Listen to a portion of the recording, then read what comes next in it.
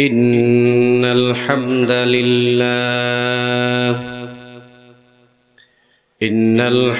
لله نحمده ونستعينه ونستغفره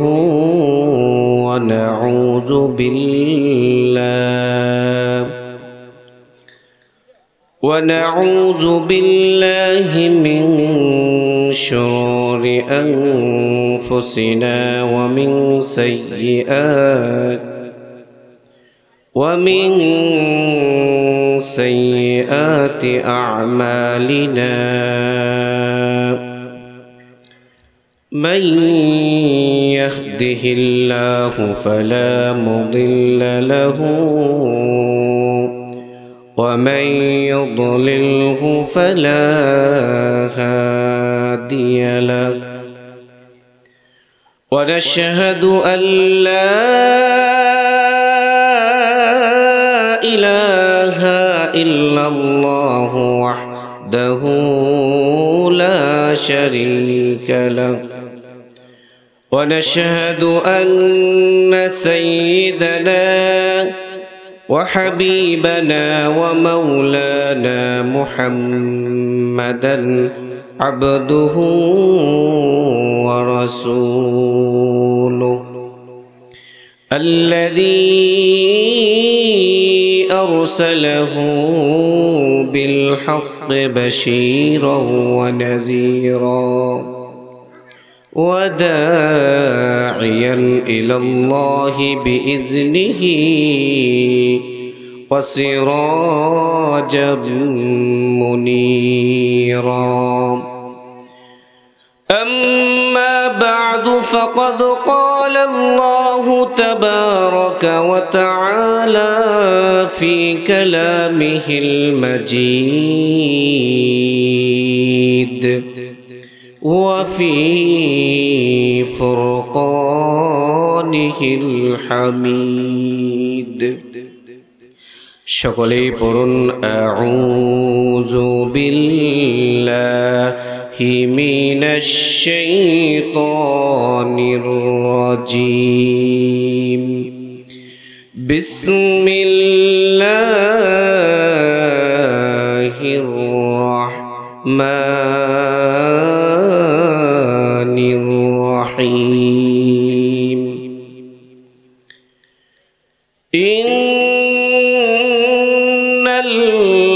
الذين قالوا ربنا الله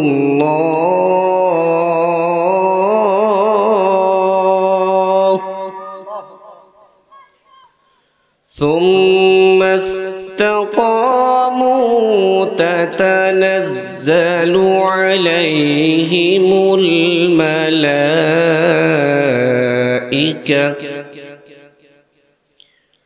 ألا تخافوا ولا تحزنوا وأبشروا بالجنة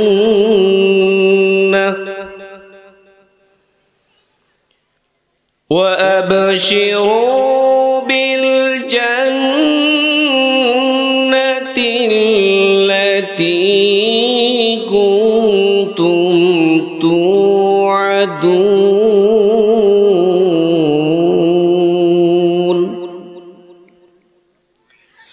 وقال الله تعالى في شان حبيبه مخبرا وآمرا إن الله وملائكته يصلون على النبي يا أيها الذين آمنوا صلوا عليه وسلموا تسليما اللهم محبت الشهادة পড়ুন اللهم সাল্লি আলা সাইয়্যিদিনা মাওলানা মুহাম্মদ ওয়া আলা আলি সাইয়্যিদিনা মাওলানা মুহাম্মদ। সম্মানিত হাজিরিন, আল্লাহ রাব্বুল আলামিন সূরাতু হামিম আশ-শাজর 30 নম্বর আয়াতের মধ্যে বললেন, ইন্নাল্লাযীনা ক্বালু রাব্বুনাল্লাহ, নিশ্চয়ই যারা একথা বলবেন আল্লাহ রাব্বুল আলামিন হলেন আমাদের রব। চিল্লায়া বলেন তো আমাদের রব কে? আল্লাহ আমাদের রব। সুম্মাস্তাকামু, আল্লাহকে রব হিসেবে স্বীকৃতি দিয়ে, আল্লাহকে রব বলে পরিচয় দিয়ে, মৌখিক স্বীকৃতি দিয়ে যারা এই কথার উপর ইস্তেকামত থাকবে, ধীর থাকবে, অবিচল থাকবে, আল্লাহ রাব্বুল আলামিন বললেন তাতানাজ্জালু আলাইহিমুল মালাইকা, তাদের উপরে আল্লাহ রহমতের ফেরেশতা নাজিল করেন। সুবহানাল্লাহ। ফেরেশতা উপস্থিত হয়ে বলেন, আল্লা তাখাফু ওয়া লা তাহজানু, তোমাদের কোনো ভয় নেই, তোমাদের কোনো চিন্তা নেই। কেন ভয় নেই, কেন চিন্তা নেই? তোমরা বলেছ আল্লাহ হচ্ছেন তোমাদের রব। চিল্লায়া বলেন তো আমাদের রব কে? আল্লাহ আমাদের রব। এই কথা বলার উপর ইস্তেকামত দেখেছ, এজন্য আল্লাহ পাঠিয়েছেন। তোমাদের কোনো ভয় নেই, তোমাদের কোনো চিন্তা নেই। وأبشروا بالجنة التي كنتم توعدون, তোমরা জান্নাতের সুসংবাদ গ্রহণ করো, যে জান্নাত সম্পর্কে তোমাদের ওয়াদা করা হয়েছিল, প্রতিশ্রুতি দেওয়া হয়েছিল, ওই জান্নাতের সুসংবাদ গ্রহণ করো। সুবহানাল্লাহ। আল্লাহকে যারা রব হিসাবে মানবে, রব্বুন শব্দটি হলো এক বচন, বহু বচনে হলো আরবাবুন। মুফাসসিরিনে কেরাম বলেছেন এর 4টি অর্থ। 1 নম্বর অর্থ হলো রব্বুন, আমাদের রব হলো সৃষ্টিকর্তা। বলেন তো রব কে? আল্লাহ আমাদেরকে সৃষ্টি করেছেন, কোনো সন্দেহ আছে নাকি? আল্লাহ হলেন আমাদের সৃষ্টিকর্তা। যিনি আমাদেরকে সৃষ্টি করেছেন তিনি আমাদেরকে লালন পালন করেন। 2 নম্বর অর্থ হলো তিনি হলেন আমাদের লালন পালন কর্তা। যিনি সৃষ্টি করেছেন, যিনি লালন পালন করছেন, তিনি হলো আমাদের মালিক। তিনি হলেন আমাদের মালিক। যিনি আমাদের মালিক তিনি হলেন আমাদের আইনদাতা, বিধানদাতা। তিনি হলেন বিধায়ক। কয়টা অর্থ বললাম? 4টা। তাফসীর এখান থেকে বাড়িতে নিয়ে যাবেন। 1 নম্বর হলো সৃষ্টিকর্তা আল্লাহ, তিনি আমাদের লালন পালন কর্তা, তিনি আমাদের মালিক, তিনি আমাদের আইনদাতা। সুবহানাল্লাহ পড়েন। আল্লাহ রাব্বুল আলামিন বললেন, বান্দারে আমি রব আল্লাহ তোমাদেরকে সৃষ্টি করেছি। কিভাবে সৃষ্টি করেছি কখনো চিন্তা করেছো নাকি? কখনো কি তোমার এরকম ফিলিংস তৈরি হয়েছে নাকি যে তোমাকে আমি কি দিয়ে সৃষ্টি করলাম, কি পরিমাণ দ্রব্য লেগেছে, কি তার ম্যাটেরিয়াল, কি দিয়ে, কি পরিমাণ সামান্য বস্তু দিয়ে আমি তোমাকে সৃষ্টি করলাম, চিন্তা করেছো নাকি? আল্লাহ রাব্বুল আলামিন বললেন, হুয়াল্লাযী খালাকাকুম মিন তুরাব, আমি তিনি হলেন আল্লাহ যিনি তোমাদেরকে মাটি থেকে সৃষ্টি করেছেন। কি দিয়ে? আদম আলাইহিস সালামকে আল্লাহ সৃষ্টি করেছেন টনটনে শুকনা মাটি থেকে, আর আমাদেরকে আল্লাহ সৃষ্টি করেছেন মাটির নির্যাস থেকে। সুবহানাল্লাহ। আল্লাহ রাব্বুল আলামিন বললেন, বান্দা সামান্য মাটির নির্যাস থেকে, মা বাবার সংমিশ্রণ থেকে বাবার শুক্রাণু মায়ের দিব্যাণু দুইটার মিশ্রণ দিয়ে আমি আল্লাহ তোরে বানাইলাম।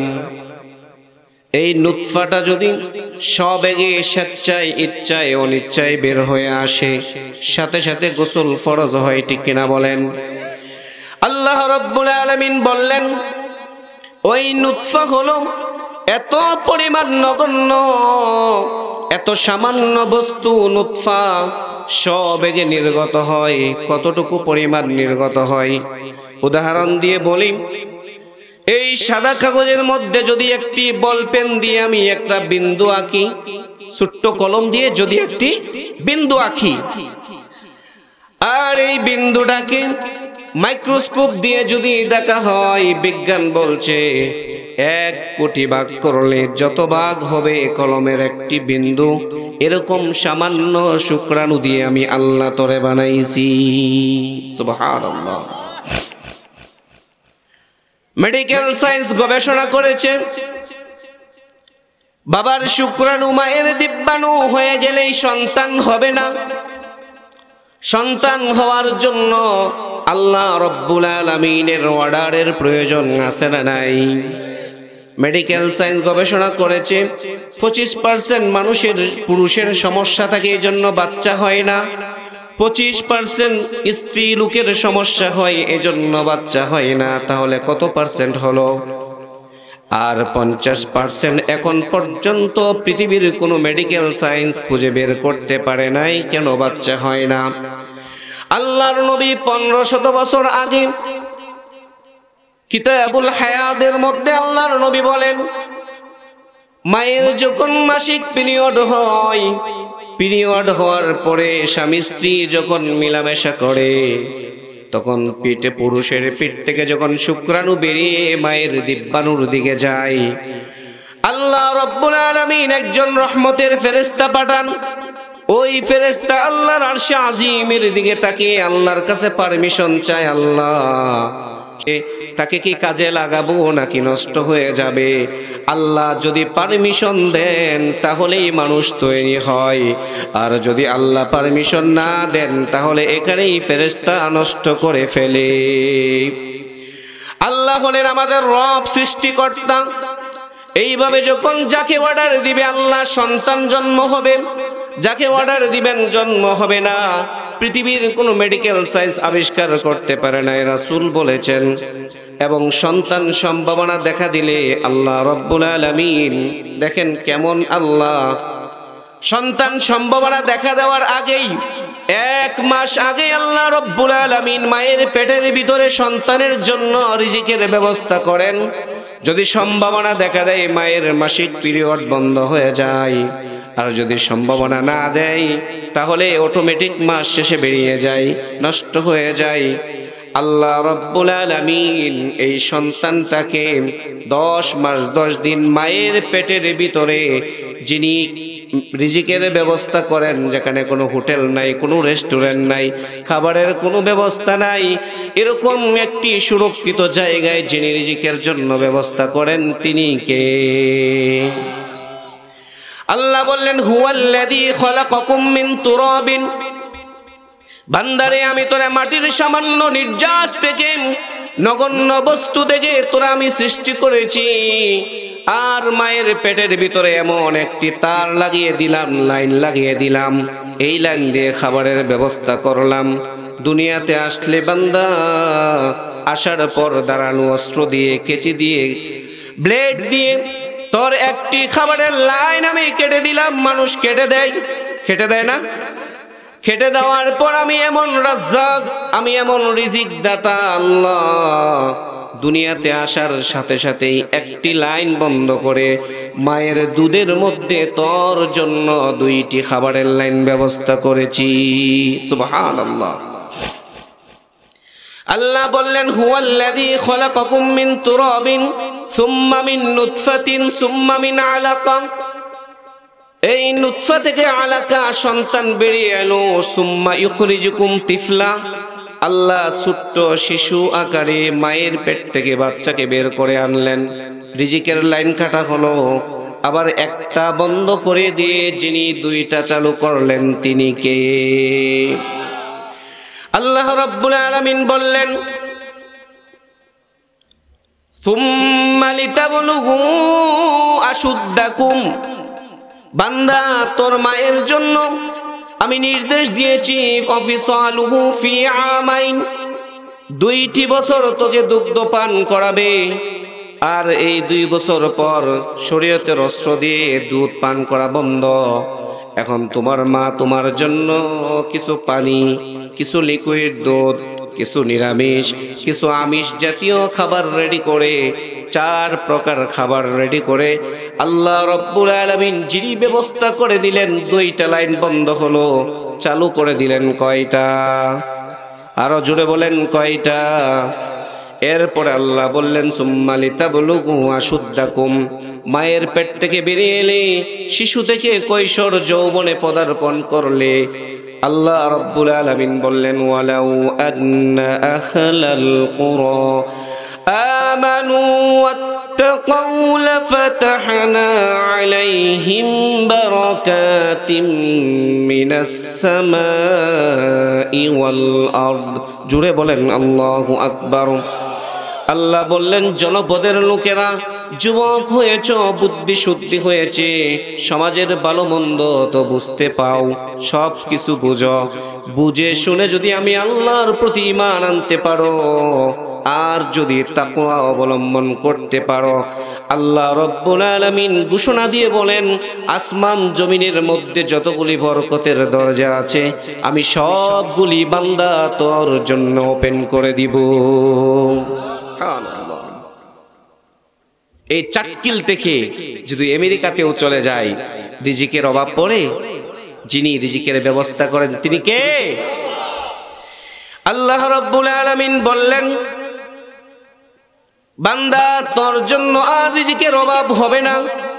জন্মের পর থেকে নিয়ে মৃত্যুর আগ পর্যন্ত যিনি রিজিকের ব্যবস্থা করেন তিনি কে? আল্লাহ বললেন তারপরে সুম্মা লিতাকুনু শুয়ুখা, এইভাবে এই যে সামনে বাবারা বসে আছেন, দাড়ি সাদা হয়ে গিয়েছে, বৃদ্ধের চাপ চলে এসেছে, ইচ্ছা করলেই সবকিছু করা যায় না, ইচ্ছা করলে যে কোথাও যে কোনো জায়গায় যাওয়া যায় না, যা ইচ্ছা করে যায় না। আল্লাহ বললেন দেখো আমি কি নিদর্শন করেছি, সুম্মা লিতাকুনু শুয়ুখা, তারপর বিদ্যুতে পরিণত হয়। এরপরে আল্লাহ বললেন ওয়ামিনকুম মাইয়াতাওয়াফা মিন ক্বাবলু, একটাও হয় না, শুক্রাণু ঢুকে না, দিব্যাণু হয় না, সংমিশ্রণ হয় না, মায়ের পেটে লালিত পালিত হয় না, শিশুরূপে বের হয় না, যুবক হয় না, বৃদ্ধও হয় না। এর আগেই যিনি জীবন থেকে দুনিয়া থেকে জীবন শেষ করে দেন তিনি কে? আরো জুড়ে বলেন তিনি কে? আল্লাহ বললেন ওয়ামিনকুম মাইয়াতাওয়াফা মিন ক্বাবলু, এর আগেই আমি আল্লাহ মেরে ফেলে নিয়ে যাই। আল্লাহু আকবার। এরপরে আল্লাহ বললেন ওয়ালিতাবলুগু আজালাম মুসাম্মা, তারপরে এমন একটি সময় আসবে শেষ পর্যন্ত যতটুকু পরিমাণ তোমাকে হায়াত দিয়েছি, জীবন দিয়েছি, অসুস্থ অবস্থায় হোক সুস্থ অবস্থায় হোক, এই বিছনায় কাতরিয়ে কাতরিয়ে তোমার জীবন শেষ হয়ে যাবে। আল্লাহ বললেন বান্দারে এটা কেন করলাম, মানুষের জীবন চক্র কেন আমি তৈরি করলাম, ওয়ালাআল্লাকুম তাকিলুন, যাতে ভালোভাবে তোমরা বুঝতে পারো যে তিনি একজন যিনি এগুলি নিয়ন্ত্রণ করেন তিনি কে। জন্মের পর থেকে মৃত্যুর আগ পর্যন্ত আল্লাহর কত বিধান, কত নাফরমানি করেছি, কত অর্ডার অমান্য করেছি, কত নামাজ ছেড়েছি, রোজা ছেড়েছি, মানুষের হক নষ্ট করেছি, ঠিক কিনা বলেন? আল্লাহ কি আমাদেরকে শাস্তি দিয়েছেন? দিয়েছেন। ঈসা আলাইহিস সালাম একদিন তার অনুসারীরা আল্লাহর অর্ডার অমান্য করার কারণে আল্লাহ বললেন এমন শাস্তি দিব যা জমিনের মধ্যে পৃথিবীতে আর কাউকে শাস্তি দেয় নাই। আপনারা কি শুনতে চান? একটা অর্ডার অমান্য করেছিল, হাওয়ারীরা এসে বলল হে আল্লাহর নবী ঈসা রূহুল্লাহ, আল্লাহর কাছে আপনি বলেন আল্লাহ যেন আমাদের জন্য আসমান থেকে মাইদা পাঠান। কোরআনের একটি সূরা আছে না মাইদা, আল্লাহ যেন আমাদের জন্য মাইদা পাঠান। মাইদা হলো খাদ্যের বড় একটা খাঁচা, খাঁচা বলতে পারেন, আপনারা কি বলেন? খাঁচা। এরকম বড় একটি খাঁচা দিয়ে আকাশ থেকে, জান্নাত থেকে খাবার দেওয়ার জন্য। ঈসা রূহুল্লাহ আল্লাহর কাছে হাত তুলে বললেন, রব্বানা আনজিল আলাইনা মাইদাতাম মিনাস সামাই তাকুনু লানা ঈদান লিআউয়ালিনা ওয়া আখিরিনা ওয়া আয়াতাম মিনক ওয়ারযুকনা ওয়া আনতা খায়রুর রাযিকিন। আল্লাহু আকবার। ঈসা আলাইহিস সালাম আল্লাহর কাছে বললেন, আল্লাহ আমাদের জন্য মাইদা পাঠান, আমাদের জন্য ঈদ হবে, আনন্দের উৎসব হবে। এটা আমাদের জন্য হবে, আমাদের পূর্ববর্তী পরবর্তীদের জন্য হবে। দেখেন আল্লাহ কি বলছেন। আল্লাহ রাব্বুল আলামিন বললেন, ক্বালাল্লাহু ইন্নী মুনাজ্জিলুহা আলাইকুম ফামান ইয়াকফুর বা'দু মিনকুম ফাইন্নী উ'আযিবুহু আযাবান লা উ'আযিবুহু আহাদাম মিনাল আলামিন। আল্লাহ বললেন, আকাশ থেকে আমি ঠিকই খাবার পাঠাবো, খাবারের পর যদি কেউ অস্বীকার করে, অকৃতজ্ঞতা প্রকাশ করে, এমন শাস্তি দিব যা পৃথিবীতে আর কাউকে আমি এরকম শাস্তি দেই নাই। আল্লাহ মাইদা পাঠালেন, নিষেধ দিয়েছেন যে কেউ এই খাবার নিয়ে বাড়িতে যেতে পারবে না, বাড়িতে যেতে পারবে না। তারা খেয়েছেন, ব্যাগের মধ্যে ভরে বাড়িতেও নিয়েছেন। স্ত্রী বিবি বাচ্চাদের সাথে ঘুমানোর পর যারা এই কাজটি করেছেন, আল্লাহর ওয়ার্ডার কি অমান্য করেছেন, সবাইকে আল্লাহ শুকুর বানিয়ে দিয়েছেন। নাউজুবিল্লাহ। 3 দিন থেকে না খেয়ে সব মরে শেষ হয়ে গেছে। আল্লাহর ওয়ার্ডার অমান্য করেছেন কয়টা? জুড়ে বলেন না কেন, কয়টা? একটা। শাস্তি হয়েছে না হয় নাই? সারা জীবন যদি সেজদায় পড়ে আল্লাহর কাছে কাঁদি, ও আল্লাহ কত নাফরমানি করলাম জীবনে, কত অর্ডার তোমার অমান্য করেছি, কত নামাজ ছেড়েছি, কত মানুষের হক নষ্ট করলাম, অন্যায়ভাবে কত মানুষকে মেরেছি, কত মানুষের সম্পদ লুণ্ঠন করে খেয়েছি, নির্দোষে বিনা দোষে কত মানুষকে ফাঁসির কাস্টে ঝুলিয়েছি, কত মানুষকে বছরের পর বছর, বছরের পর বছর জেলখানায় বিনা অপরাধে বন্ধ করে রেখেছি। এরকম বন্দী থাকা অবস্থায় মজলুমের যে চিৎকার, তারপরে আল্লাহ রব্বুল আলামিন তাকে ধরেন নাই। ধরে না, ধরে না, ধরলে আল্লাহ ছাড়ে না।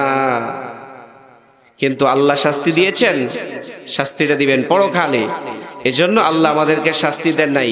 ঈসা আলাইহিস সালামের অনুসারীরা একটি ওয়ার্ডার অমান্য করেছেন। তাহলে আল্লাহ রাব্বুল আলামিন রিজিকের জন্য বান্দা তালাশ করতে হয় না। আল্লাহ রাব্বুল আলামিন বললেন, বান্দারে আমাকে যদি রব মানার মতে মানতে পারো, পাখিরা যেরকম ভাবে খালি পেটে ঘর থেকে বের হয়ে যায় সকাল বেলায়, বিকাল বেলায় ভরা পেট নিয়ে বাসায় আসে, এই পাখিদের মতন তোদেরকেও আমি আল্লাহ রিজিকের ব্যবস্থা করব। সুবহানাল্লাহ। মারিয়াম আলাইহিস সালাম বাইতুল মুকাদ্দাসের হুজরার মধ্যে থাকতেন। আল্লাহর ঘরের খাদিমা ছিল, অভিভাবক ছিলেন জাকারিয়া আলাইহিস সালাম। একদিন চলে গেলেন দাওয়াতের কাজে, আর মনে নাই মরিয়মের কথা, খাবার নাই, বাহির দিয়ে তালা মারা। অনেকদিন পরে এসে দেখলেন এখন তো লিচু পাওয়া যায় না, পাওয়া যায়, আম পাওয়া যায় না, সিজন না। এরকম সিজন ছাড়া অনেক ফল উনার রুমের ভিতরে। সুবহানাল্লাহ। জাকারিয়া আলাইহিস সালাম দরজা খুলে দেখতে পেয়েছেন মৌসুম ছাড়া কত ধরনের ফল। প্রশ্ন করেছেন, ইয়া মারইয়ামু আন্না লাকি হাযা, ও মরিয়ম এইগুলি কোত্থেকে পেয়েছো? কি সুন্দর জবাব দিলেন, শুনেন জবাবটা হলো ক্বালাত হুয়া মিন ইনদিল্লাহ, এগুলি আমার আল্লাহর নিকট থেকে এসেছে। সুবহানাল্লাহ। আল্লাহকে যদি রব হিসাবে মানার মতন মানতে পারি আর ইস্তেকামাত থাকতে পারি, এরকম মরিয়ম আলাইহিস সালামের মতন দরজা বন্ধ, বাহির দিয়ে তালা মারা ঘরের ভিতরে জান্নাত থেকে যদি আল্লাহ এই মহিলার জন্য খাবার দিতে পারে, আমাদের জন্য কি পারে না? এ আল্লাহ কি নাই? আছে। জাকারিয়া আলাইহিস সালাম হলেন একদম বুড়া, বয়স হলো 80 বছর। কত বছর? 80। স্ত্রী বন্ধা, মাসিক পিরিয়ড বন্ধ, বাচ্চা হওয়ার আর কোনো সম্ভাবনা নাই। আর মনের মধ্যে আবেগ জন্মেছে। ভালো করে শুনেন। নামাজে দাঁড়িয়ে গেলেন যে আল্লাহ, এটা সূত্র, যে আল্লাহ বদ্ধ গড়ে বা তার বান্দির জন্য খাবার পাঠাতে পারেন, আমার তো সময় নাই, বুড়া হয়ে গেছি। ইন্নী ওয়াহানাল আযমু মিন্নী ওয়াশতাআলার রাসু শাইবান ওয়া লাম আকুম বিদুআইকা রাব্বি শাকিয়া। আল্লাহু আকবার। তিনি আল্লাহর কাছে দোয়া করে বললেন, হুনালিকা দাআ জাকারিয়া রাব্বাহু قال رب هب لي من لدنك ذرية طيبة إنك سميع الدعاء। তিনি আল্লাহর কাছে সন্তান চান। সন্তান হওয়ার কোনো সম্ভাবনা আছে? আছে। তিনি বলেন, আল্লাহ আমার হাড্ডিগুলি ডিলে ডালা হয়ে গিয়েছে, মজ্জা শুকিয়ে গেছে, আমার চুলগুলি সাদা হয়েছে, কিন্তু আল্লাহ আমি কিন্তু তোমাকে ডেকে কোনোদিন ব্যর্থ হয়নি। সুবহানাল্লাহ। দেখেন কত আশা। আমরা যদি আল্লাহর কাছে এইভাবে আশা করি, আল্লাহ কি আমাদেরকে এইভাবে সন্তান দিতে পারে না? তাহলে কার কাছে চাইবো? না বাবার কাছে, মাজারে গিয়ে ফকিরের কাছে, বন্ড পীরের কাছে চাইবো? কার কাছে? এইভাবে যখন চাওয়ার মতো চাইলো, কেঁদে কেঁদে আল্লাহর কাছে দোয়া করলো, সাথে সাথে আল্লাহ পাক তার দোয়া মঞ্জুর করে নামাজে দাঁড়িয়েছিলেন। আল্লাহ জিবরাইল পাঠিয়ে বললেন, ফানাদাত হুল মালাইকাতু ওয়া হুয়া কাইমুন ইউসাল্লি ফিল মিহরাবি আন্নাল্লাহা ইউবাশশিরুকা বিয়াহইয়া মুসাদ্দিকাম বিকালিমাতিন মিনাল্লাহি ওয়া সাইয়্যিদান ওয়া হাসূরান ওয়া নাবিয়্যাম মিনাস সালিহিন। আল্লাহু আকবার। আল্লাহ সন্তানের ঘোষণা দিয়ে নাম পর্যন্ত রেখে দিয়েছে। ইয়াহইয়া, তিনিও নবী ছিলেন। সুবহানাল্লাহ। তাহলে আল্লাহ হলেন আমাদের সৃষ্টিকর্তা, তিনি হলেন আমাদের লালন পালন কর্তা। আল্লাহ হলো আমাদের মালিক। সুবহানাল্লাহ। আল্লাহ কে? আমাদের রব। আল্লাহ হচ্ছেন আমাদের মালিক। কত মালিকে কত বাদশা আমাদেরকে ভয় দেখায়, হুঙ্কার দেয়, ঠিক কিনা বলেন? মুমিন কখনো কারো রক্ত চক্ষুকে কোনো হুঙ্কারে ভয় পায়? মুমিন ফাঁসির কাষ্ঠে ঝুলে নিজের জীবনকে আল্লাহর জন্য কুরবানি করে দিতে পারে, ঠিক কিনা বলেন? কিন্তু কোনো বাতিলের কাছে, কোনো বেঈমানের কাছে মুমিন কখনো মাথা নত করতে পারে না, ঠিক কিনা বলেন? এজন্য নমরুদকে যখন ইব্রাহিম আলাইহিস সালাম, খুব শখ ছিল নমরুদের আল্লাহ হওয়ার জন্য, প্রভু হওয়ার জন্য, ইব্রাহিম আলাইহিস সালামকে জিজ্ঞেস করলেন, ও ইব্রাহিম, তুমি যেই রবের কথা বলো, যেই মালিকের কথা মানো, সেই মালিককে কি, তার পরিচয়? আমি সংক্ষেপে বলছি ঘটনা। তার মালিকের পরিচয় কি? তিনি কিভাবে মালিক হলেন? ইব্রাহিম খলিলুল্লাহ বললেন, ইহয়ী ওয়া ইউমীত, তিনি মানুষকে জীবন দান করেন, মৃত্যু ঘটান। নমরুদ বলল, না না না, হতে পারে না। আমিও চাইলে মানুষকে জীবন দিতে পারি, আমি চাইলে মানুষকে মৃত্যু দিতে পারি, এটা কিভাবে সম্ভব? সিকিউরিটি ডাক দিয়ে বলল, যাও যাও, জেলখানার ভিতর দিকে দুইজন ফাঁসির আসামি নিয়ে আসো। একজনকে বলল, যাও আজকের পর থেকে আর জেল কাটতে হবে না, চিরজীবনের জন্য, চিরকালের জন্য তোমাকে খালাস করে দিলাম, মুক্ত করে দিলাম, আর তোমাকে জেল কাটতে হবে না। আর একজনকে ধারালো অস্ত্র দিয়ে, তলোয়ার দিয়ে, এক কূপ দিয়ে 2 টুকরা করে ফেললো। তাহলে প্রমাণ করে দিল নমরুদ যে আমিও একজনকে বাঁচিয়ে দিলাম, জীবন দিলাম, আর একজনকে মেরে ফেললাম। অনেক ক্ষমতা না? আমাদের আব্বা ইব্রাহিম আলাইহিস সালাম ছিলেন প্রত্যুৎপন্নমতি, তেনার অবস্থিত বুদ্ধি ছিল খুব মারাত্মক। সাথে সাথে তিনি বুদ্ধি বার করলেন যে নমরুদ তো প্রমাণ দিলেন, উপস্থিত অনেক হাজার হাজার মানুষ ছিল সেখানে, প্রমাণ দিলেন যে সে তো মেরেও ফেললো, বাঁচিয়েও দিল, ঠিক না? উপস্থিত টাইমে। এরপরে আমাদের আব্বা ইব্রাহিম খলিলুল্লাহ বললেন, আন্নাল্লাহা ইয়াতি বিশ-শামসি মিনাল মাশরিক ফাআতি বিহা মিনাল মাগরিব। ও নমরুদ, ওই কুখ্যাত কাফের, আমার আল্লাহ প্রতিদিন সকাল বেলায় সুবে সাদিকের পরে প্রতিদিন সূর্য অস্ত করে, সূর্য উদিত করেন পূর্ব দিক থেকে। আজকে দেখে তুমি পারলে পশ্চিম দিক থেকে উদয় করে দেখাও। কি বলেন? সম্ভব? যদি চেক করা হতো, নমরুদ দেখিবান কাপড়ে চোপড়ে পায়খানাও করে দিতে পারত। এটা কি সম্ভব? বললেন, আন্নাল্লাহা ইয়াতি বিশ-শামসি মিনাল মাশরিক ফাতি বিহা মিনাল মাগরিব। তুমি পশ্চিম দিকে উঠাও। এরপরে আল্লাহ বললেন, ফাবুহিতাল্লাযী কাফার। এই কথাটা যখন এই কাফের শুনলো, এরকম ভাবে কাঁপুনি দিয়ে উঠেছে। কি হঠাৎ এরকম ভয় পাইছে নমরুদ? আল্লাহু লা ইয়াহদিল কওমাজ জালিমিন। কোন জালিমকে আল্লাহ কখনো হেদায়েত প্রদান করেন না। আমাদের দেশে কি জালিম আছে না নাই? ক্ষমতার দাপট আছে না নাই? আছে, থাকবে, ক্ষমতা থাকবে চিরকাল।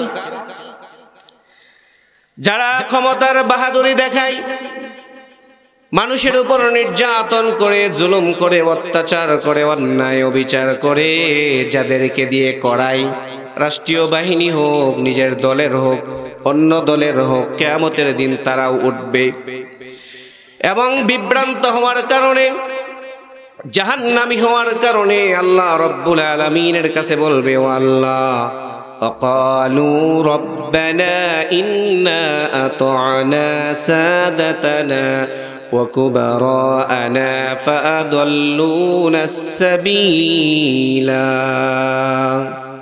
আল্লাহর কাছে বলবে, আল্লাহ, আমরা তো যাদের আনুগত্য করতাম, এরা তো আমাদের বড় বড় লিডার ছিল, নেতা ছিল, এদের কথা আমরা শুনতাম, মানতাম, এরাই আমাদের কি আজকে গুমরা করেছে, পথভ্রষ্ট করেছে।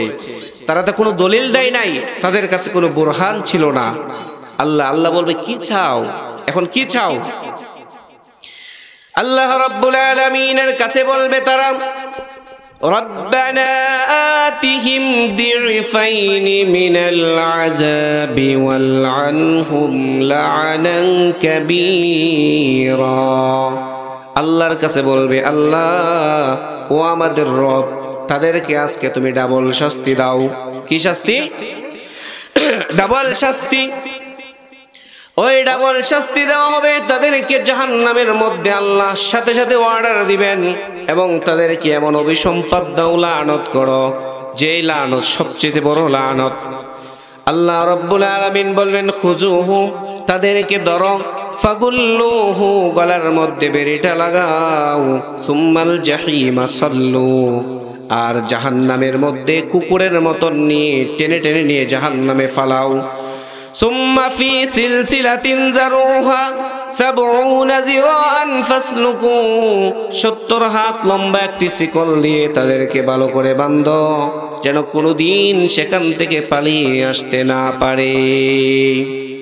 আমাদের অনেক ভাইদেরকে অযথা জেলখানার ভিতরে বন্দি করে নির্যাতন চলছে না? চলছে না? তাদের কি শাস্তি হবে না? হবে, হবে। আল্লাহর কাছে বলবে হাজার হাজার বছর জাহান্নামে জ্বলতে জ্বলতে অঙ্গার হয়ে জীবন নিঃশেষ হয়ে যাবে, না মরবে না বাঁচার মতো বাঁচবে, এরকম অবস্থায় খিদার যন্ত্রণায় ছটফট করতে থাকবে। আল্লাহর কাছে বলবে, ও আল্লাহ, কত বছর হলো, হাজার বছর হলো খাবার দাবার নাই, আমাদেরকে একটু খাবারের ব্যবস্থা করো না কেন? আল্লাহ ফেরেশতাদেরকে বলবেন, ও আমার ফেরেশতারা রে, তাদেরকে জাহান্নাম থেকে জাক্কুম ফল থেকে একটি ফল দে। ওই জাক্কুম ফলে এত বিষাক্ত, এত মারাত্মক হবে, আল্লাহর নবী বলেছেন, ইন্না কাতারাতাজ জাক্কুম কুতিরাত ফি দারিদ দুনিয়া লা আফসাদাত আলা আহলিদ দুনিয়া মাঈশাহুম। এই জাক্কুম ফলটা এত বিষাক্ত হবে, এক টুকরা জাক্কুম যদি দুনিয়ার জমিনে যদি পড়ে যায়, সমস্ত কিছু বিষাক্ত হয়ে যাবে, মানুষ বসবাসের জন্য অনুপযোগী হয়ে যাবে। এরকম একটি কাঁটা যুক্ত ফল যখন গলার মধ্যে ঢুকে যাবে, বের হবে না, আবার ভিতরেও ঢুকবে না, এইভাবে খালি কার্ফু মাছের মতন, তেলাপিয়া মাছের মতন চু চু করবে, ভিতরে যাবে, ভিতরেও যাবে না, আবার বাইরেও আসবে না। এরকম হাজার বছর চলে যাবে। যে গাছের এক টুকরা ফল দুনিয়াতে পড়লে মানুষ বসবাসের অনুপযোগী, এরকম পুরাটা ফল যখন তার গলার ভিতরে ঢুকে যাবে, কি অবস্থা হবে? আল্লাহ তাদেরকে এরকম শাস্তি দিবেন। তারপর আল্লাহর কাছে চাইবে, ও আল্লাহ, হাজার বছরের খিদা ছিল, পেটের মধ্যে খাবার দিয়েছো, খিদা তো মিটে নাই, ক্ষুধা মিটে নাই, কিন্তু বেদনায় অস্থির হয়েছে, আল্লাহ একটু পানি দাও। আল্লাহ এরকম মরা রক্ত পুজ মিশ্রিত গরম পানি দিবেন। এই পানি খাওয়ার সাথে সাথে পিপাসা মিটবে না। আল্লাহ বলেছেন, ওয়াসুকু মান হামিমান ফাকাত্তাআ আমআহুম। ওই পানিটা যখন দিবে লোহার পেয়ালার মধ্যে, এই পানি খাওয়ার সাথে সাথেই কাটার ফলের ভিতর দিয়ে পেটের ভিতরে চলে যাবে, নারী বুড়ি সব কিছু টুকরা টুকরা হয়ে কেটে কেটে পায়খানার রাস্তা দিয়ে সব বেরিয়ে যাবে। পানির পিপাসাও মিটলো না, পেটও ভরলো না। এইভাবে আল্লাহ রব্বুল আলামিন জালিমদেরকে, অপরাধীদেরকে, জাহান্নামীদেরকে জাহান্নামে আল্লাহ শাস্তি দিবেন, ঠিক কিনা? আল্লাহ রব্বুল আলামিন তিনি হলেন আমাদের রব, তিনি সৃষ্টিকর্তা, তিনি হলেন আমাদের লালন পালন কর্তা, তিনি হলেন আমাদের মালিক, তিনি হলেন আমাদের আইনদাতা। জুড়ে বলেন তো তিনি কে? তিনি আইনদাতা। তিনার আইন কি এই জমিনের মধ্যে চলে? কথা বলেন না কেন? চলে। কোরআনে 500 বিধিবিধান সম্পর্কিত আয়াত আছে, একটারও বাস্তবায়ন এই দেশে নাই। আছে? নাই। আল্লাহ রাব্বুল আলামিন বললেন, আমি হলাম রব, আমি হলাম মালিক, আমি হলাম আইনদাতা, আমি হলাম বিধানদাতা। এই জমিনের মধ্যে আইন চলবে তার, যিনি সৃষ্টি করেছেন, যিনি আমাদের মালিক, যিনি আমাদের লালন পালন কর্তা। সৃষ্টি যার, আইন চলবে। আরো জোরে বলেন, সৃষ্টি যার, আইন চলবে তার, কিন্তু তার আইন চলে না। যদি আইনটা চলতো, আমার দেশের লক্ষ কোটি কোটি মিলিয়ন বিলিয়ন টাকা চুরের দলেরা পাচার করতে পারতো না, ঠিক কিনা বলেন? পাচার করতে পারতো। কোরআন দিয়ে যদি বিচার করা হতো, ওয়াসসারিকু ওয়াসসারিকাতু ফাকতাউ আইদিয়াহুমা জাযাআম বিমা কাসাবা নাকালাম মিনাল্লাহ। আল্লাহ বললেন চোর, ওয়াসসারিকু, এটা হচ্ছে পুংলিঙ্গ, মুজাক্কারের শব্দ, তাহলে বোঝা যায়। এরপরে আনছেন ওয়াসসারিকাতু, চোর অথবা চুরনি, তাহলে বোঝা যায় চুরি করার জন্য কোরআনে যেহেতু আগে এনেছেন পুরুষের কথা, বোঝা যায় চুরি করার জন্য পুরুষেরা এক্সপার্ট। যদি চুরি করত আর ধরা খাওয়ার পর যদি তাদের হাত কাটা হতো, তাহলে দেখেন আমাদের দেশের খেটে খাওয়া মানুষের ট্যাক্সের টাকা, কোটি কোটি টাকা পাচার করেছে, কোনো মা বাপ নাই? আছে? নাই। দেশ বড় সংকটাপন্ন। আর যদি একটা চুরের যদি বিচার করা হতো বাইতুল মুকাররমের সামনে অথবা চাটকিল পয়েন্টে, যদি একজন চুরের যদি প্রকাশ্যে হাত কাটতো, তাহলে এই এলাকার যত চুর আছে সব চোরেরা সাবধান হয়ে যেত, হাই হাই যদি চুরি করি আমাদের হাত কাটা যাবে, ঠিক কিনা বলেন? আল্লাহর 500 আইন থাকা সত্ত্বেও একটি আইনেরও বাস্তবায়ন নাই। জিনাখোর প্রকাশ্যে জিনা করে বেড়াচ্ছে, তাদের কোনো বিচার হয়? আলেমদেরকে ধরে ধরে জেলখানার ভিতরে জিনাখোর অপবাদ দিয়ে, দর্শনকারী চুরির অপবাদ দিয়ে মামলা দিয়ে জেলখানায় বন্দী করে, ঠিক না? কিন্তু সত্যিকার অর্থে যারা জিনা করে, যারা দর্শন করে, যারা অপরাধী, তাদের কিন্তু বিচার হয়? তাদের বিচার হয়? হয় না। একটা জিনাকারীকে যদি তাকে পাথর মেরে যদি উড়িয়ে দেওয়া হতো, তাহলে আর কারো হিম্মত, কারো শক্তি জাগ্রত হতো যে আমি জিনা করি? কারণ জানে জিনা করলেই আমাকে পাথর মেরে উড়িয়ে দেওয়া হবে। রাসূল বলেছেন চুরি করতে পারবে না, যদি চুরি করো 2 হাত কেটে দিব। ইভেন মুহাম্মদ কন্যা ফাতেমাও যদি চুরি করে, আল্লাহর কসম করে বলছে আমি তার হাত কেটে দিব। কত বড় কথা! শারে আল্লাহ যিনি শরীয়ত প্রণেতা, বিশ্বনবী বলেছেন জিনা করতে পারবে না, যদি জিনা করো পাথর মেরে উড়িয়ে দিব, ঠিক কিনা বলেন? এজন্য আল্লাহ রাব্বুল আলামিনের আইন একটাও সমাজে চলে না। আল্লাহ রাব্বুল আলামিন বললেন ওয়াকাতাবনা আলাইহিম ফিহা আন্নান নাফসা বিন-নাফস, একজনকে যদি হত্যা করে প্রাণের বিনিময়ে প্রাণ যাবে, ওয়াল আইনা বিল আইনি, চোখের বিনিময়ে চোখ যাবে, ওয়াল আনফা বিল আনফি, নাকের বিনিময়ে নাক যাবে, ওয়াল উযুনা বিল উযুনি, কানের বিনিময়ে কান যাবে, ওয়াস সিন্না বিস সিন্নি, এবং দাঁতের বিনিময়ে দাঁত যাবে, ওয়াল জুরুহা কিসাস, জখমের বিনিময়ে জখম।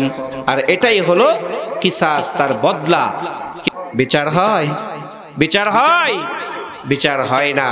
এরা কিয়ামতের দিন আল্লাহর কাঠগড়ার সামনে, যাদের ক্ষমতা থাকার পরেও, রাষ্ট্রীয় শক্তি থাকার পরেও আল্লাহর কোরআন দিয়ে বিচার করতে পারে না, তারা হলো জালেম, ঠিক কিনা বলেন? আল্লাহ যিনি আইনদাতা, বিধানদাতা, যিনি যে আইন দিয়েছেন, সে আইন আমাদের মানার দরকার আছে না নাই? দরকার আছে না নাই? আল্লাহর আইন যদি সমাজে চলে, তাহলে কোনো মানুষ মাজলুম হবে না, কেউ জালিমও হতে পারবে না, কোনো মানুষ বঞ্চিত হবে না, তার অধিকার ফিরে পাবে, সুন্দর শুভ্র সমাজ গঠন হবে। যদি দলের লোক হয়, তার মামলা একদিনে খালাস, আর যদি দল ছাড়া হয়, তাহলে কি হবে এটা আল্লাহু আলাম, আল্লাহই ভালো জানে। তাহলে আল্লাহ যেন এই পৃথিবীতে কাউকে জালিম না বানান, আপনারা বলেন আমিন। আল্লাহর কোরআন এই সমাজে বাস্তবায়ন হোক, আপনারা কি চান? তাহলে কাজ করতে হবে। শুধু চাইলাম, প্রাণ খুলে দোয়া করলাম হবে? মানুষ তৈরি করার জন্য এমন মানুষকে নির্বাচন করতে হবে, এমন মানুষকে তৈরি করতে হবে, যেই মানুষ ক্ষমতায় গেলে পরে আল্লাহর কোরআনের আইন বাস্তবায়ন করতে পারে, ঠিক কিনা বলেন? ভোট দেওয়ার সময় দিলেন ঘুষখোর, চোর, বদমাশ, লুচ্চা, লম্পটকে, আর আশা করলেন মদিনার সনদে রাষ্ট্র চলবে, হবে? কোশ্চিন কালে ওইটা হবে না। ভোট দেওয়ার সময় দিতে হবে এরকম মানুষকে যে আল্লাহর কোরআন বুঝে এবং কোরআন দিয়ে সমাজ পরিচালনা করতে পারবে, ঠিক কিনা বলেন? আল্লাহ তাআলা আমাদেরকে আল্লাহকে রব মেনে, তিনি হলেন আমাদের সৃষ্টিকর্তা, তিনি হলেন আমাদের লালন পালন কর্তা, তিনি হলেন আমাদের মালিক, তিনি হলেন আমাদের আইনদাতা। কয়টি অর্থ বললাম? 4টা। যদি মেনে দুনিয়ার জীবনটাকে সুন্দর করতে পারি, রবকে প্রকৃতপক্ষে এইভাবে সাজিয়ে যদি আল্লাহকে মেনে রব হিসাবে ইস্তেকামাত থাকতে পারি, তাহলে সুসংবাদটা শুনুন, তারপরে আমার আলোচনা শেষ করব ইনশাআল্লাহ বিইজনিল্লাহ। আল্লাহ রাব্বুল আলামিন বললেন, বান্দা যদি আমাকে রব হিসাবে মেনে ইস্তেকামাত থাকতে পারো, অবিচল অটল থাকতে পারো, যেদিন তোমার জীবন নিঃশেষ হয়ে যাবে, মরে যাবে, আল্লাহ রাব্বুল আলামিন বললেন তোমার শিওরের পাশে আমি জান্নাত থেকে এমন একদল ফেরেশতা পাঠাবো যারা তোমার মাথার নিকট বসে শিওরের পাশে বসে জান্নাত থেকে সুগন্ধিযুক্ত রুমাল নিয়ে আসবে আর এসে তোমাকে বলবে এই যে বলেছিলেন ও আবশিরু বিল জান্নাহ, জান্নাতের সুসংবাদ দিবে ফেরেশতা আসবে। মুফাসসিরিনে কেরাম বলেছেন ওই ফেরেশতা আল্লাহর কাছ থেকে নাজিল হবে হয় মৃত্যুর সময়, না হয় কবরে, না হয় পুলসিরাতে, না হলে জান্নাতে যাওয়ার সময় দলে দলে জান্নাতে হাঁকিয়ে হাঁকিয়ে নিয়ে যাওয়া হবে। এই সময় আল্লাহ মৃত্যুর সময় যদি রবকে রব বলে ইস্তেকামাত থাকতে পারি, অবিচল থাকতে পারি, অটল থাকতে পারি, ফেরেশতারা আপনার শিওরের পাশে বসে এত সুন্দর করে আপনাকে ডাক দিয়ে বলবে ইয়া আইয়াতুহান নাফসুল মুতমাইন্না ইরজিই ইলা রাব্বিকি রাদিয়াতাম মারদিয়া فادخلي في عبادي وادخلي جنتي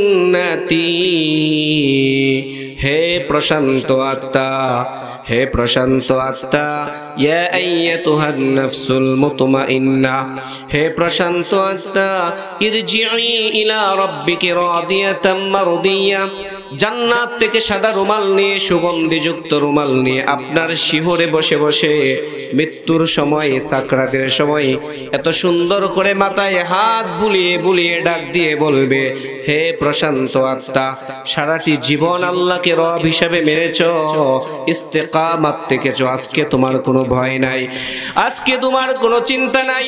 ওয়ালা তাহিনু ওয়ালা তাহজানু ওয়া আনতুমুল আ'লাউনা ইন কুনতুম মুমিনিন, তোমাদের কোনো ভয় নাই, কোনো চিন্তা নাই, সত্যিকার অর্থে যদি মুমিন হয়ে থাকো তোমরাই বিজয়ী হবে।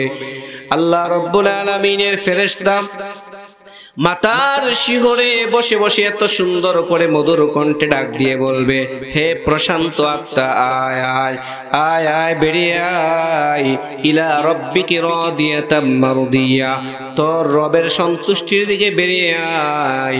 ফাদখুলি ফি ইবাদি, ওই যে দেখ জান্নাতি দলের সারিরা, ওই যে কোনো বেঈমান থাকতে পারবে না এই দলের মধ্যে, কোনো মুনাফিক, কোনো ফুজ্জার থাকতে পারবে না, কোনো ধর্মনিরপেক্ষ মতবাদে বিশ্বাসী থাকতে পারবে না, কোনো আল্লাহ বিদ্রোহী আল্লাহ দ্রোহী থাকতে পারবে না। সত্যিকার অর্থে মুমিনদের দলের মধ্যে, আল্লাহর খাঁটি মুমিন বান্দাদের দলের মধ্যে বলবে ফাদখুলি ফি ইবাদি, আয় আয় বেরিয়ে আয়, ওই যে আমার নেককার বান্দারা জান্নাতি লোকদের দলের মধ্যে শামিল হয়ে যায়। ফাদখুলি ফি ইবাদি, ও বান্দা চিরটি জীবন কাটিয়েছস আমার জন্য, আমাকে রব মানে ইস্তেকামাত রাখিয়েছস, এই জন্য আজকে তোর কোনো ভয় নাই, তোর কোনো চিন্তা নাই, তোর কোনো হিসাব নাই। ফাদখুলি ফি ইবাদি, জান্নাতি দলের মধ্যে শামিল হয়ে যায়। ওয়াদখুলি জান্নাতি, সুজা গিয়ে ডাইরেক্ট জান্নাতের মধ্যে ঢুকে যা। আল্লাহু আকবার। এজন্য রবেকে ইস্তেকামাত, রবকে রব বলে স্বীকার করে যদি ইস্তেকামাত থাকতে পারি, জীবনের শেষ বিদায়টা এরকম হোক জান্নাতি রুমাল দিয়ে আমাদের শুভ্র সুন্দরভাবে আমাদের আত্মাটাকে মুড়িয়ে আল্লাহর কাছে নিয়ে যাক। আপনারা কি চান? তাহলে আজকে তাকে ওয়াদা করতে হবে, প্রতিশ্রুতি করতে হবে, জীবনে যারা নামাজ ছেড়ে দিয়েছি আর কোনোদিন নামাজ ছাড়বো, যারা পর্দা মেনটেন করি না আর কোনোদিন পর্দা ছেড়ে দিব না, যারা আমাদের আমানতের খেয়ানতদারিতা আছে আজকে তওবা করে আল্লাহর কাছে মাফ চেয়ে নিব যে কোনোদিন আর আমানতের খেয়ানত করব না। এই যে দেখেন আল্লাহ রাব্বুল আলামিন আর ফুজ্জার যে কাফের, তার কি অবস্থাটা হবে? এই তার উল্টাটা হবে। জাহান্নাম থেকে দুর্গন্ধযুক্ত এরকম নাপাক রুমাল নিয়ে এরকম বিশ্রী গন্ধ বের হবে, আর এই নাপাক রুমালটা নিয়ে তার দিকে যখন আসবে, তাকে দেখে তার চোখগুলি উল্টে যাবে, রুহুটা পালানোর জন্য শুরু করবে, কিন্তু পালানোর কোনো সুযোগ আছে? কোনো সুযোগ আছে? পালানোর কোনো সুযোগ নাই। রুহুটা বারবার পালানোর জন্য চেষ্টা করবে, ফেরেশতারা তার পায়খানার রাস্তা দিয়ে বেরিয়ে যাওয়ার জন্য চেষ্টা করবে, এমন জোরে জোরে আঘাত করবে। দেখবেন মৃত্যুর সময় অনেক মানুষ পায়খানা করে দেয়, করে কিনা? এরকম পিটুনি দেয়, ফেরেশতা বেরিয়ে যাবে আর নিয়ে রুহুটা টান দিয়ে বের করবে। বুকের মধ্যে পাড়া দিয়ে যখন টান শুরু করবে, মাথাটা একদিকে কাত হয়ে পড়ে যাবে, চোখগুলি উল্টে যাবে, এরকম ভয়ঙ্কর অবস্থা হবে। হা করে তাকিয়ে দেখবে, মানুষ দেখলেও ভয় পায়। আর কলিজার রগগুলি টাস টাস করে ছিঁড়ে যাবে, মাথাটা কাত হয়ে পড়ে যাবে। আত্মীয় স্বজন, স্ত্রী, বিবি, বাচ্চারা কান্না শুরু করবে। আহারে, স্ত্রী কানবে, স্বামী মারা গেল, কে আমাদেরকে ভরণ পোষণ করবে? বাচ্চারা কানবে, আরে আব্বা মারা গেল, কে আমাদেরকে স্কুলে নিয়ে যাবে? আহারে, আমার অমুক মারা গেল, আমাকে কে লালন পালন করবে? স্বার্থের জন্য কানবে। কিন্তু আমার যে আমল ভালো ছিল না, আমি যে আল্লাহর নাফরমান ছিলাম, বেঈমান ছিলাম, আমি যে কাফের ছিলাম, ফুজ্জার ছিলাম, মুশরিক ছিলাম, এই অবস্থার জন্য কেউ কাঁদবে না। তাকে যখন জাহান্নামের রুহুটা নিয়ে যাওয়া হবে, আকাশেও তার জায়গা হবে না, নিকৃষ্ট জায়গা জমিনের মধ্যে তাকে ফেলে দেওয়া হবে। যে যদি আল্লাহকে রব মেনে ইস্তেকামাত থাকতে পারি, তাহলে শেষ বিদায়টা আমাদের জান্নাতি রুমাল দিয়ে হবে, ঠিক কি না? আর যদি ইস্তেকামাত থাকতে না পারি, যদি ড্রাইভার্ট হয়ে যাই, ইসলাম থেকে খারিজ হয়ে যাই, যদি মুনাফিক হয়ে, কাফের হয়ে, মুশরিক হয়ে, বেঈমান হয়ে, জালিম হয়ে যদি মৃত্যুবরণ করি, তাহলে আমাদের অবস্থা ঠিক উল্টাটা হবে।